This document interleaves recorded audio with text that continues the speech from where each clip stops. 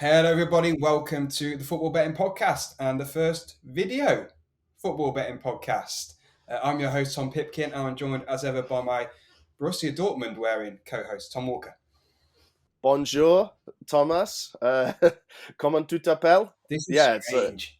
This is yeah, weird. yeah. We're taking the pod to a new level.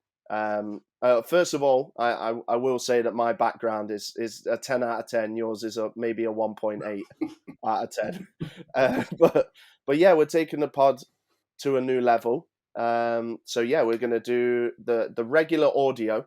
For those that are listening on audio, you'll probably not have an idea what's going on. But yeah, we're doing the video pod as well, just to try and access a new audience and move forward. Really. Exactly. It's been, 4 years over that we've been doing the show now. And this feels strange. I had to ask you what you were wearing. I had to see if I looked okay. I had to think about what my background was. Clearly didn't think anywhere near as hard as what you thought about what your background was. But yeah, all new, but all good. Yeah, and really excited to see where it goes. And we'll do our best to bring you a show better than ever. And that kind of segues into an apology from myself for not being able to bring content last week. Just a very, very busy work balance. Well, there was no balance, basically. So, yeah, didn't manage to bring a pod. But we did do some Twitter tips. Mixed bag.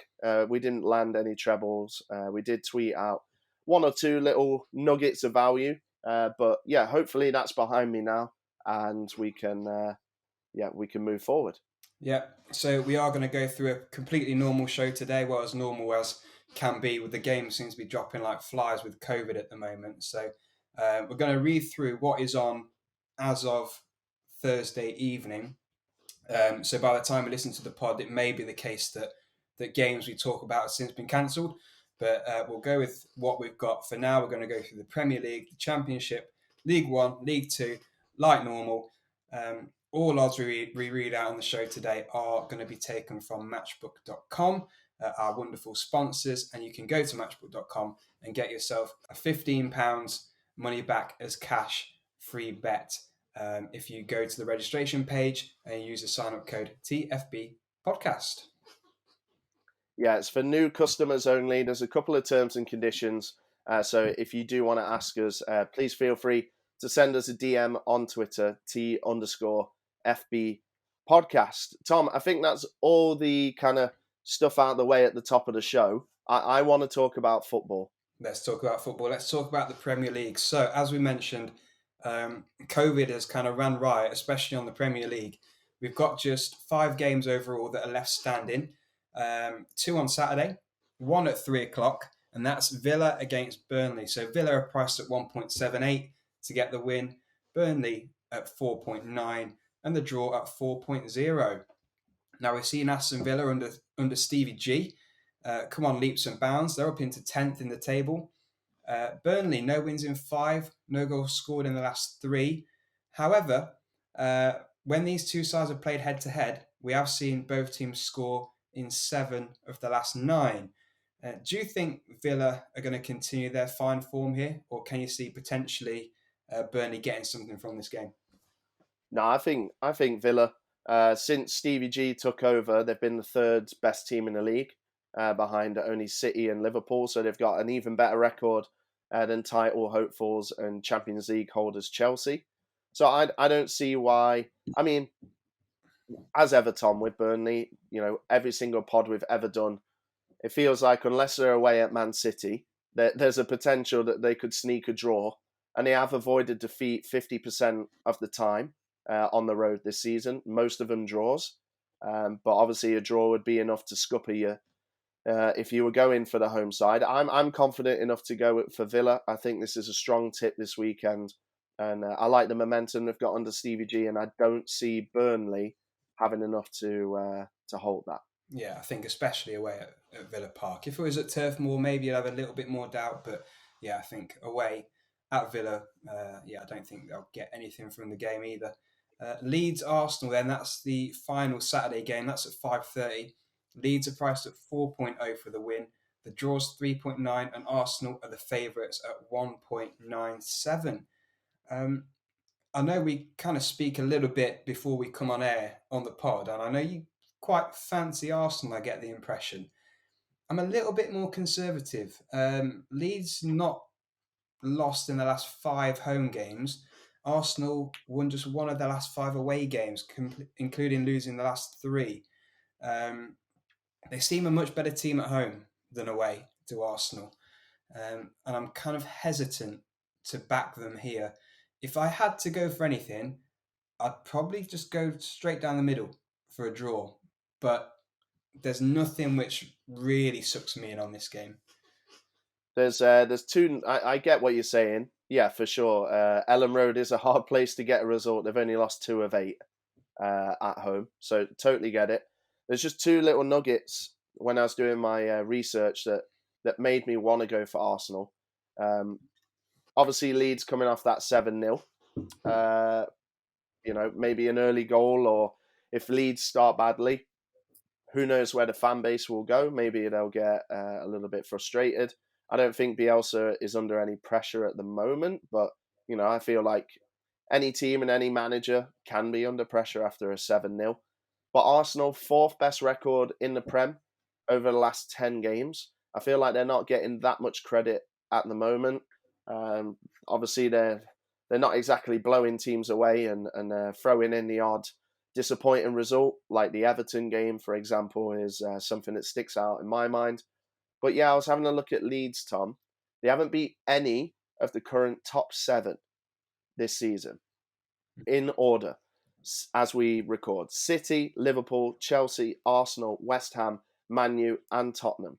They've played 7 games, not necessarily against all of them, but they've played 7 games and they haven't won a single one. So they've got Arsenal coming up, occupying 4th position as we record. It looks like they don't have what it takes this season to go up against the better sides. And Arsenal are in 4th on merit at the moment. So I'm happy to back them. I think it's a decent price. Yeah. Okay, cool. Fair enough. Let's move over to Sunday's games then. First up on Sunday, we've got Wolves against Chelsea. Wolves are priced at 7.0. The draw is 4.2 and Chelsea are 1.56. I was looking at this and initially I was like, yeah, happy to go with Chelsea, 1.56. But I'm kind of worried by the fact that they are nowhere near as watertight as they were a few months ago. Both teams have scored in the last 5 Chelsea games. And Wolves seem to be very hit and miss. Their last 6 games have only contained 1 goal maximum in each game. So, yeah, they've had 2 1-0 wins, 2 1-0 defeats, and 2 0-0 draws in the last 6 in the league. I feel like Chelsea should win. It won't surprise me at all if they do win. I don't think it'll be high scoring, but there's something... I'm not quite all in on Chelsea. I've got a little bit of a niggly doubt. Yeah, and rightfully so. I wouldn't be going anywhere near Chelsea, to be honest with you. I've got under 2.5 here. It's 1.79 with Matchbook. 7 consecutive games for Wolves under 2.5. 83% of their games this season have been under 2.5. Chelsea, looking at their games and looking at their form, it does scupper my research a little bit. They're going in the opposite direction. So this is more on what I see from Wolves rather than what I see from Chelsea. But one of the things I do think of regarding Chelsea is the fact that Lukaku is not quite sharp after his injury. Goals are shared about, which is typically great. I think it's a strength. But against this Wolves kind of stingy style of play, I think they might miss like a real world-class kind of goal-getter. I don't know how long they can last on, Reece James bagging them in from right back every other week and Mason Mount, being a 2021 Lampard and stuff. I don't know. I think they'll miss a clinical world-class number 9 here. And yeah, under 2.5 is my tip for this game. Yeah, I like it. Can see that one for sure. Newcastle Man City then is up next. Newcastle, the home side, big outsiders as you'd expect. 18.5 for them to get the win. The draw is 8.0 and Man City 1.19 favourites. So just a fraction under 1 to 5 there for Man City. Surely Man City will win this game. It would be a huge shock if it was anything other. You're looking at City's more recent games in the league. They've won 7 league games in a row. The 7-0, as you mentioned, against Leeds last time out, a tiny reminder of exactly what they can do when it all clicks, Man City. I think Newcastle could potentially be in for another hiding here. It wouldn't surprise me in the slightest if City scored 3, 4, maybe 5. I was looking at the odds on Matchbook. You could go for the handicap if you wanted to, but I thought I'll go for any other away win, which is 3.25. And the any other away win market on Matchbook, that covers anything above 3-2, if that makes sense. So if Man City score 4 or 5 or 6, whatever the Newcastle score, however many Newcastle score, that market will win. So as long as Man City don't win 3-2, 3-1, 3-0 and below, the any other away market will win at 3.25. So that's because I'm thinking, your 4-0s, 5-0s, 4-1s, etc. Look at you. You're like an educator. Hey, a stumbly educator. Yeah, no, I thought it was clear as mud, mate. Congrats. I'm joking. On that kind of note, I'm just going to go for something that is a bit more traditional, which is just City and over 2.5. It's 1.66 with our partners at Matchbook. Not going to go over the 7-0 and all that stuff, but I did my research earlier, Tom, and I came up with one stat that kind of shocked me a little bit, and it just showed the difference between these two. Newcastle, it took them 16 games to score 17 goals this season. Man City have scored 7 in their last 7 games. So less than half the time it's taken them to notch. And the chasm between these teams is absolutely frightening. Yeah. City and over 2.5, 1.66 with our partners at Matchbook. I like it. Okay, finally then in the Premier League, we've got Tottenham against Liverpool.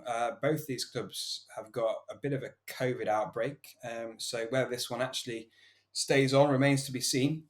But at time of recording, Spurs are 5.5 to get the win. The draw's 4.7 and Liverpool are the favourites, 1.62. Liverpool, 7 wins in a row across all competitions. Also 7 wins in a row head-to-head against Spurs. I do think Liverpool will win this game, 1.62. Missing Van Dijk because of COVID, Fabinho, and I think Joel Matip, all because of COVID. Spurs, I don't know about you, but I'm not sure who's missing on the Spurs side because I know they've had COVID problems. Do you know who's missing? Not off the top of my head. And No. To be honest with you, on a podcast, it's probably not the best idea to speculate up until match day anyway. Yeah. So anyway, I fancy Liverpool for the win. I don't think it's the strongest thing all weekend because of, like I said, COVID issues between the two sides. But yeah, the record against Spurs, the form they're on at the moment anyway, yeah, I think Liverpool should have more than enough to get the win. It'll be interesting, I think. This is kind of the first time under Conte, Spurs have played a top side in the Prem. So it'll be interesting to see how they do. But yeah, I think Liverpool will have too much. Yeah, I think Son has 6 goals this season. Højbjerg is the only Spurs player with more than 1 Premier League goal this season. He's got 2. So Spurs completely toothless. Obviously, the big flashing red light is Harry Kane, right? Just hasn't got going this season for whatever reason. Man City move, the Euros.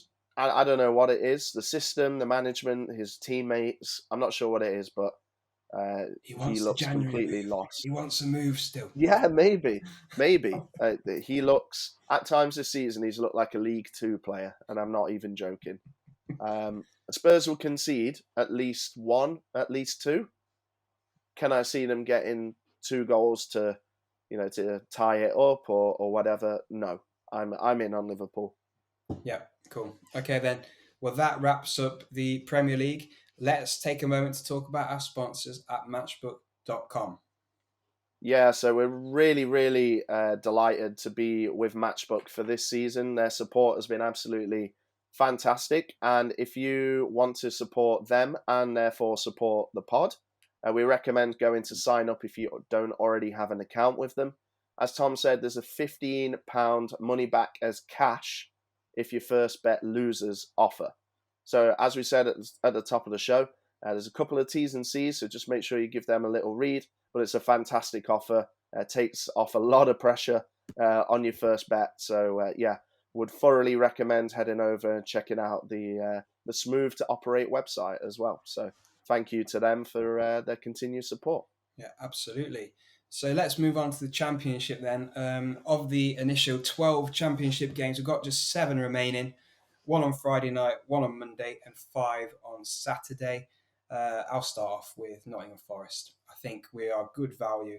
Even money, 2.0 for Forest to get a win at home to Hull. I feel like it's been circulated quite a lot, especially amongst my friends and family, that in the last 15 games since Chris Hughton was sacked, Forest are top of the form table. So obviously a very select period of games there, but in the last 15 games we've lost just once. That was against Fulham, so no shame there. I think although our home form hasn't been great, we won against Peterborough last time out at home. Backed that up with a fantastic 4-1 away at Swansea last weekend. And I think with Hull coming to the City Ground, it is a good opponent again for Forest to continue their good form. And I appreciate Hull are on a decent little run themselves, but they're a team that we should definitely be beating at home. If we don't get 3 points from this, I will be disappointed. 2.0 even money is a really good price for Forest to continue their good run. Their promotion form, because that's where it is at the moment under Steve Cooper. Yeah, it is. It is. And 15 games, that's a third of a season. Yeah. Pretty much, where you can say that Forest have been the best team statistically in the league. Yeah. Points tally. Whether or not you think that from a performance standpoint, performances are always up for debate and opinion. Tom, I am on the same page, but I've got an extension. So I'd like Forest an under 2.5. It's 4.2, so it's a big price. Forest away form has been better than their home form all season under Chris Hughton, and in particularly, which is what we're focusing on, under Chris Hughton, because those two teams, those two eras feel like two different clubs, to be honest with you. Away from home, they've utilised Jed Spence, Brennan Johnson, Max Lowe when he was fit, numerous other players to exploit teams on the counter-attack. Hull are going to sit in more. I think the longer it goes 0-0, the more the crowd will get frustrated. I haven't seen too many times under Steve Cooper where we've had to pick a lock. I've seen it on occasion. I know it can be done, but 90% of the games at the City Ground have been under 1.5 goals at half time. So obviously it's hard to put that into context. Most games, aren't 2-2 at half time, for example. But what I'm trying to say is Forest don't typically score that early, especially at home. And Hull on the road, they've also seen 90% of their games finish under 2.5. It's going to be tight. I think Forest will win, but I think maybe 1 or 2-0, nothing more than that. Yep, I'll take that. Yeah, I'll take that. I'm going to lead us into the Val Ismail derby on Friday night. Barnsley against West Brom. West Brom are priced at 1.8 with our good friends at Matchbook. I mean, let's be honest, Tom, me and you, big Forest fans, Derby are not the worst team in the Championship, but absolutely nowhere near. Barnsley are as bad as I can remember for a long time. Yeah. Without Derby's deductions, right, Barnsley would be bottom of the league with a 6-point gap to 23rd. Like, they are bad. Wow. And their new gaffer has come in. We got to give him time. Not every manager can be like Steve Cooper and come in and just wave a magic wand. Maybe he'll get them away from danger, but right now it's not looking good. And West Brom, Tom, we don't talk about West Brom that much because they're not blowing teams away. They're not grabbing the headlines, but they are in third. They're 5 points off top. So, you've got the third best team in the league, statistically, against minus Derby's points deduction, the worst team in the league by a mile. Barnsley essentially look like a lower mid-table League One side, to my eyes. Like, I think if they played someone like Rotherham, they get battered. If they played Rotherham this weekend. West Brom, not spectacular at all, but I don't think you need to be against Barnsley. I think you just need to put in a 6 out of 10, and they should get the win. Yeah, completely. This is a shame, isn't it, for Barnsley? Obviously, in the playoffs last season, then completely picked apart over the summer. Not just the playing squad, the manager, obviously, as you mentioned, now at West Brom, the director of football or CEO, whatever he was at Barnsley, now at Forrest, the captain Alex Marwer, also at West Brom now. So, yeah, completely picked apart, and it's showing. Unfortunately, this season in their results and performances. A team that, we're talking about West Brom in third, a team that just behind them in fourth, Blackburn. And it's one of those, I feel, with Blackburn. You look at the league table and you think, geez, because they're only 4 points behind Bournemouth in second place. And it wasn't that long ago, literally 2 or 3 weeks ago, people were saying you've got a runaway top two in the champ in Fulham and Bournemouth. And now there's only 3 points gap between Bournemouth and West Brom, 4-point gap between Bournemouth and Blackburn. And that is in large part thanks to Blackburn's statement win away at Bournemouth last weekend. Really impressive. They're on a really good run of form, 4 wins in a row, not conceded in 4 consecutive games either. No losses in 6. Ben Brereton Diaz, should I say, not Ben Brereton anymore. In amongst the goals still, knocking on the door for 20 already. They've won 5 of the last 6. I think, at Ewood Park, lost just once in the last 5, winning the other 4. I think at 2.0, even money at home against this Birmingham side who are very hit and miss, I think they're a decent price to continue this good run of form. Yeah, Brereton Diaz, any other season, he'd be top scorer because he's got 17 in 22. It's just the fact that Mitro's, I think, on 24 in 22, which is just insane. It's a joke. Yeah, it's a joke. They're both a joke. So, yeah, they are, yeah. And any other season, Blackburn would have the main man and everyone would be talking about him even more than they are, and he already gets a fair amount of media coverage.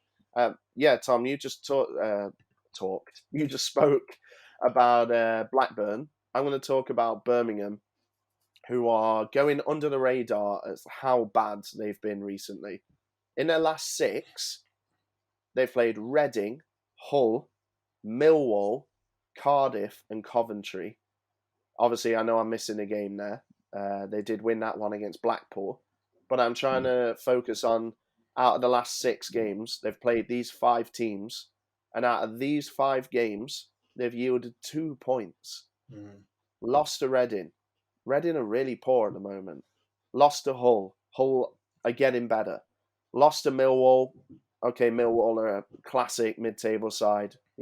Win 1, lose 1, draw 1. Coventry have been good. Fair play. Cardiff are 22nd. So that's not a good result either. And Birmingham are there for the taking, I think. And all this talk about Bowyer doing a great job, don't think it's relevant anymore. I'm big on Blackburn this weekend. Yep, absolutely.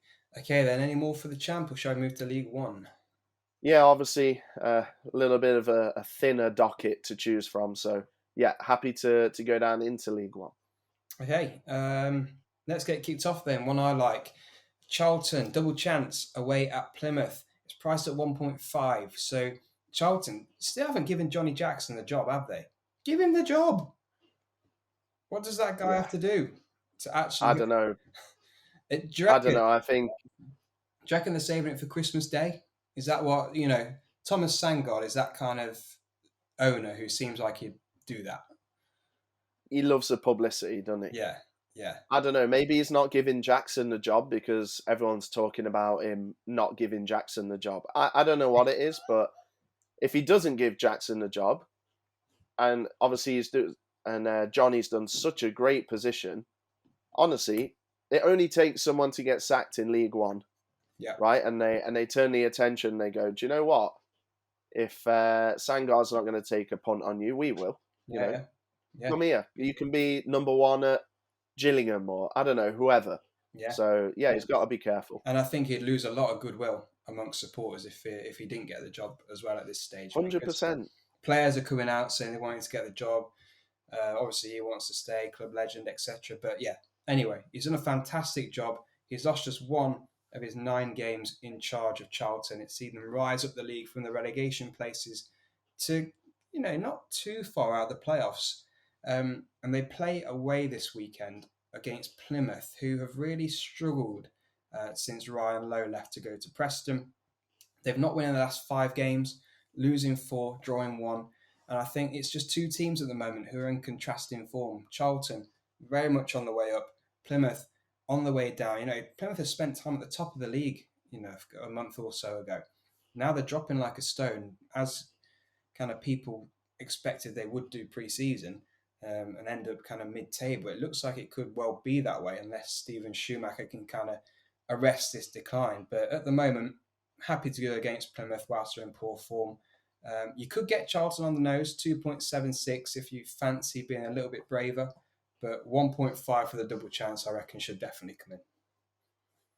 Yeah, Plymouth feeling pretty low with Schumacher at the wheel in the race for promotion, and he'll be hoping to see the checkered flag and finish on top of the podium come the end of the season. Rotherham. Look, with video now, my facial expressions when you do these things aren't hidden. I had that planned all day, and I feel like it went pretty well. You missed a bit at the start as well when I said that they're feeling low. That was a reference to Ryan. No, I got it. Good. Let's talk about the Millers. Rotherham, 1.64. So obviously odds on to beat Cambridge away from home. So that's Rotherham away from home at Cambridge. They got the longest unbeaten run, Tom, in England at the moment. 15 games, Rotherham. Cambridge have been good recently, and this is not an easy game for Rotherham. But Rotherham look so much better than everybody else.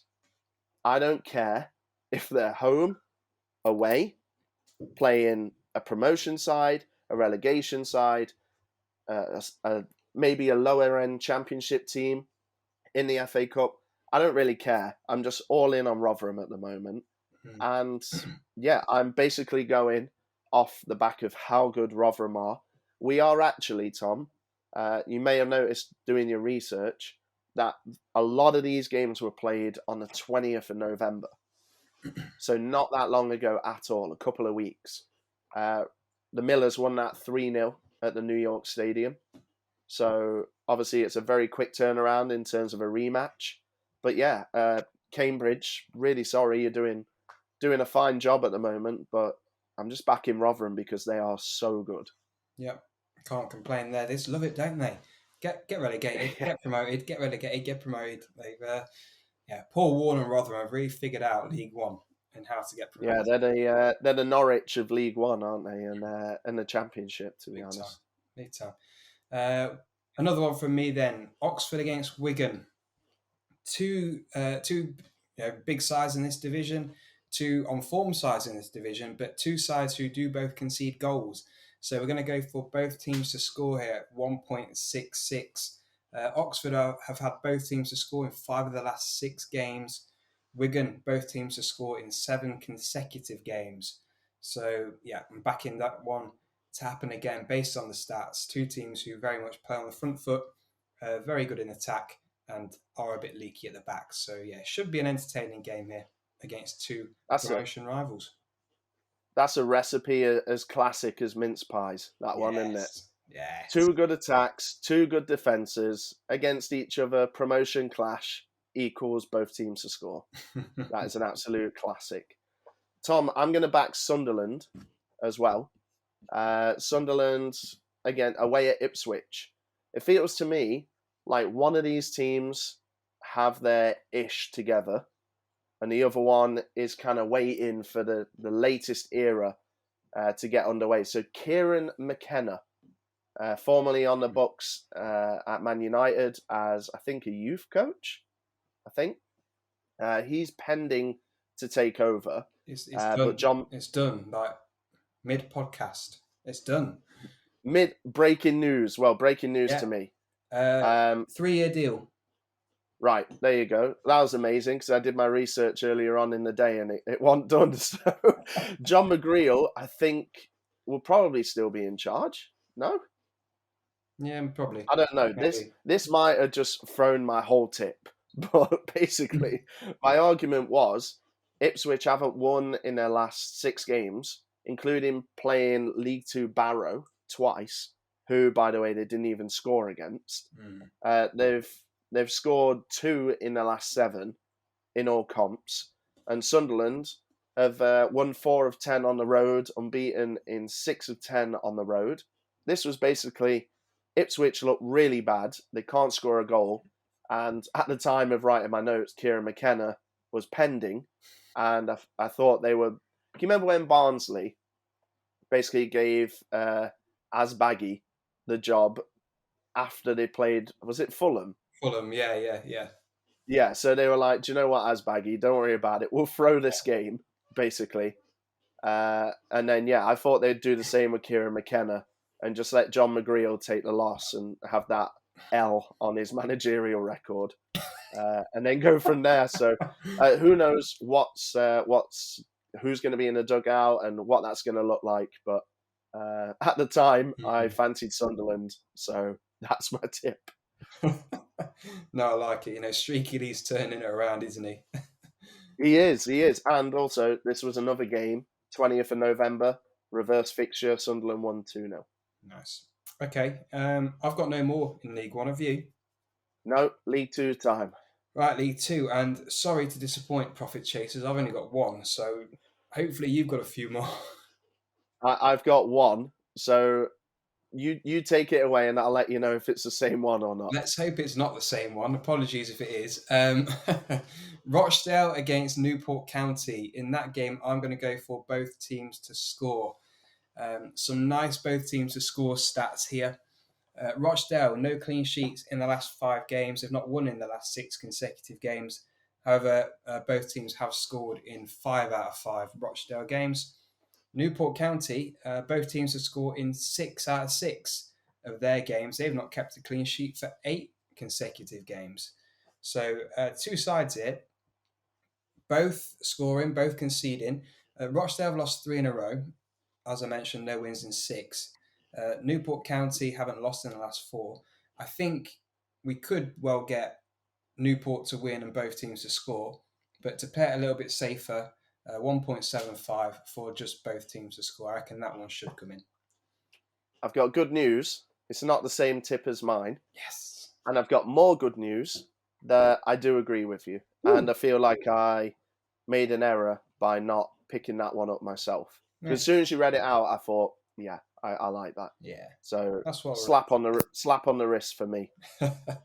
Mine's are both teams to score as well, so maybe you'll be feeling the same way.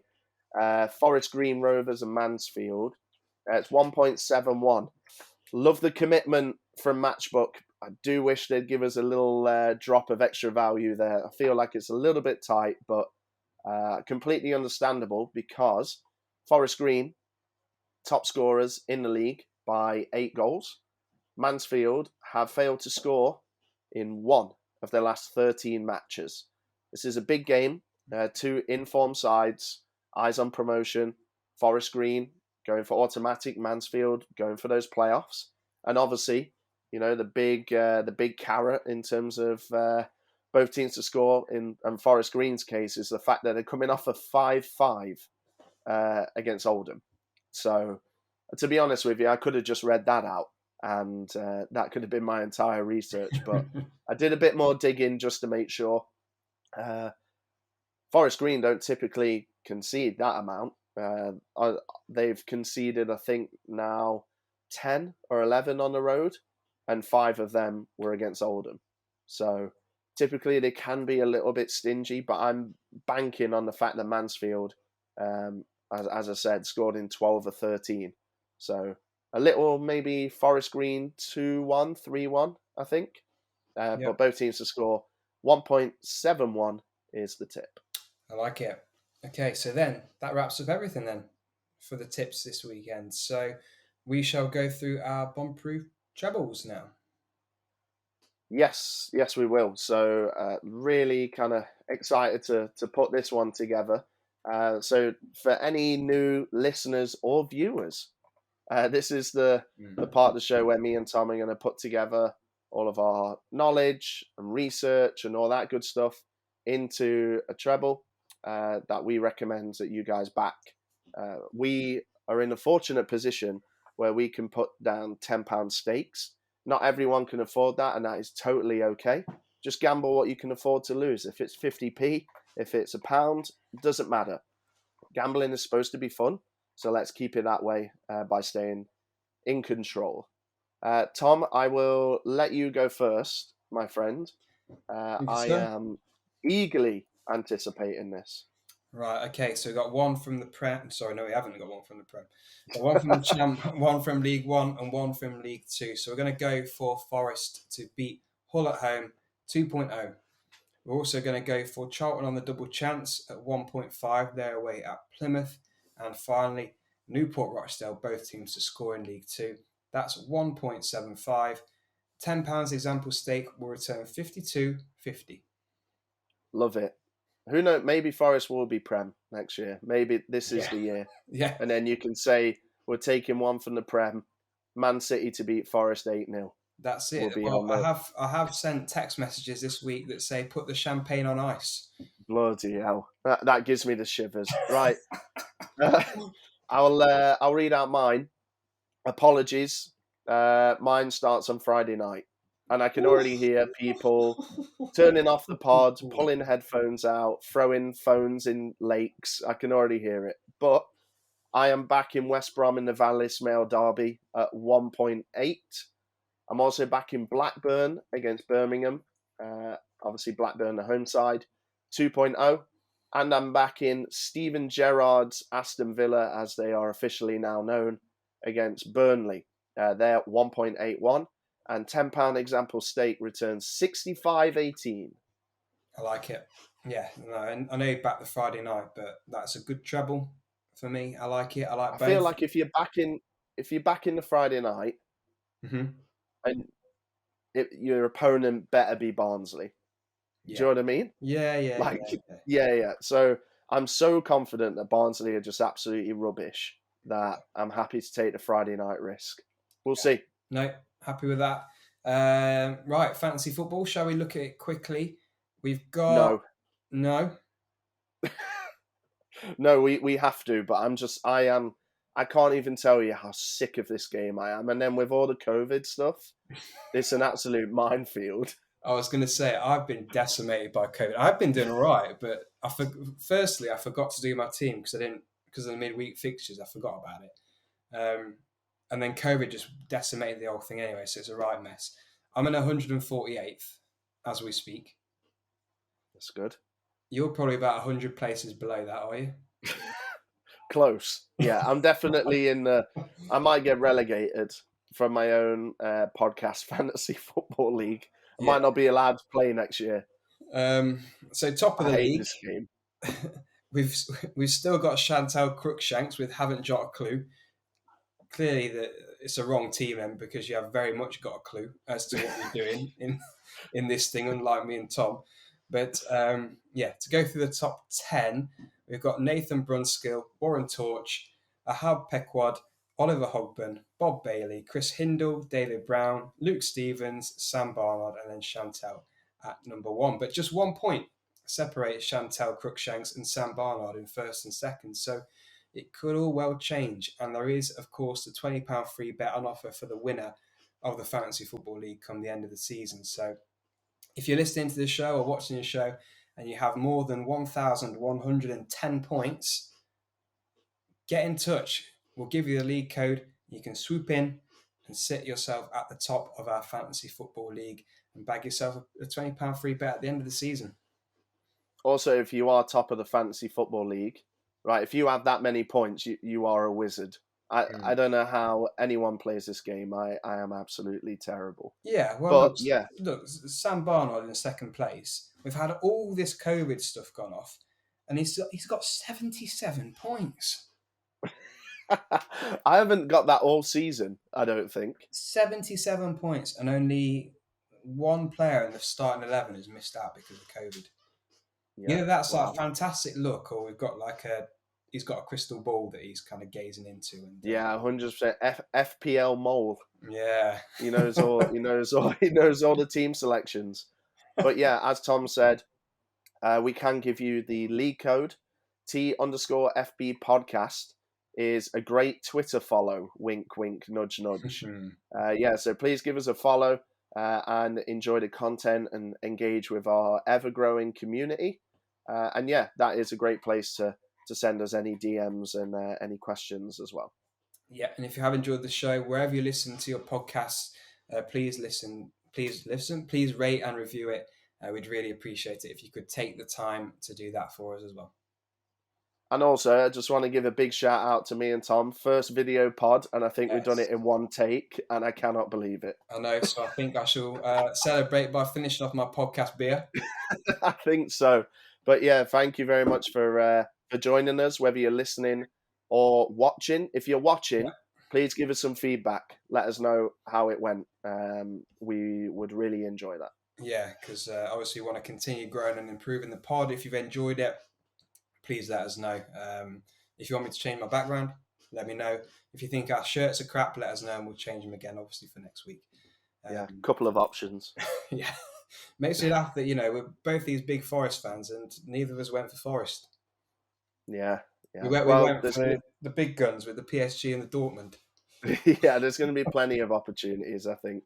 Yeah. And finally, thank you as ever to our sponsor at Matchbook. Please do check out matchbook.com and use the sign-up code TFB podcast to get your £15 money back as cash offer there. So yeah, we shall see you again next week. Good luck with the bets this weekend.